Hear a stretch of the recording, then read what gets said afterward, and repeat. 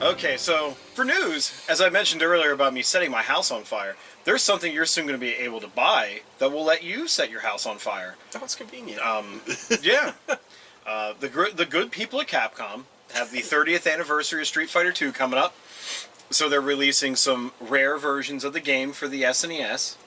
You can get a red one, styled after the color of Ryu's headband, so it's that red, or they will give even more limited run. I think they're making 5,000 of the red one, and 1,000 of this one is a clear plastic one that glows like Blanca in the dark. Oh, okay. Yeah, so they're only making 1,000 of that one.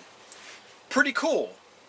Problem is, if you, I can't remember the name of the company that's helping them make this. If you go to the company's website, the people that are helping put this ROM together, it specifically says,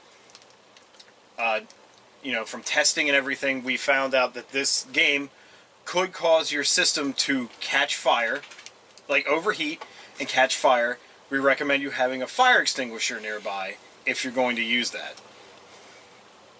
So literally, they tell you that you could burn all of your belongings to the ground, ruin your livelihood, but just make sure you keep a fire extinguisher if you gotta play Street Fighter 2 that bad. Because I'm sure I can just find a copy of Street Fighter 2 around here somewhere and just play it without the fear of death.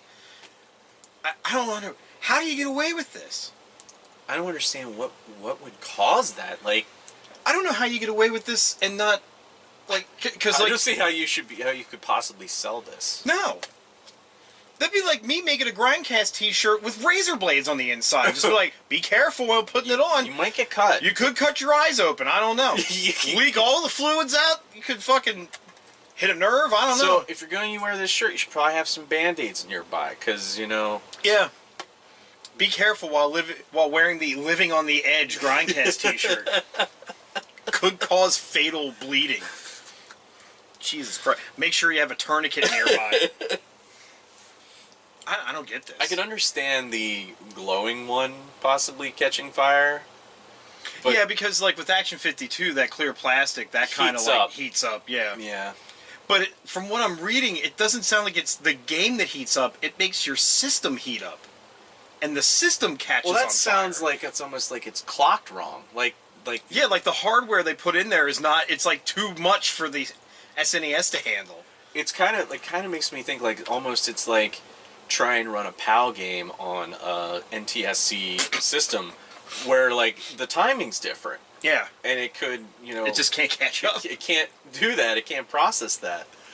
I don't know. I'm just like, I mean, how do you fuck it up that bad? Yeah. I don't know. And to like just say this, I'm like, is that actually enough to negate having any kind of legal action taken against you? So like a house burns down, you'd be like, well, we told you to have a fire extinguisher nearby. It's like, well, why are you still selling it if you know it could do that? Yeah. Like, it literally should just be, like, sell them and be like, we realize that this happened, that they're not gonna work, so we're gonna actually just kind of clip the board out of the bottom so you can't play it, and it's just for display purposes.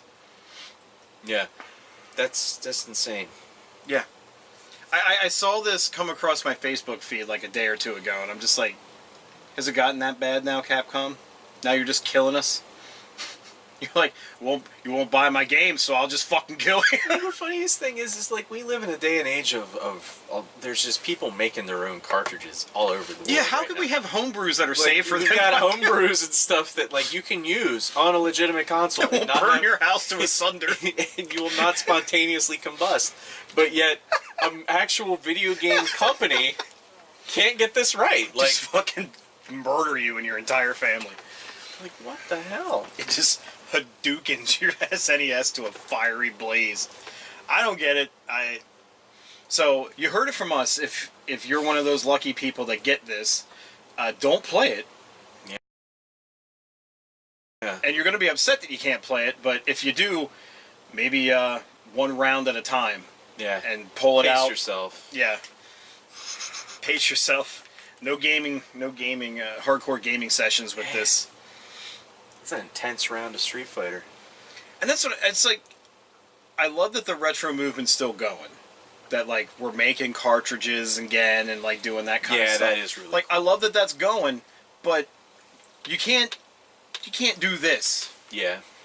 Like, I feel like this is showing like how we're de-evolving as a species. Like, they used to pump these things out in droves and there was no problems, and now we make like 6,000 of them total between the two different kinds, and we're like, I don't know how to do this. It caught on fire.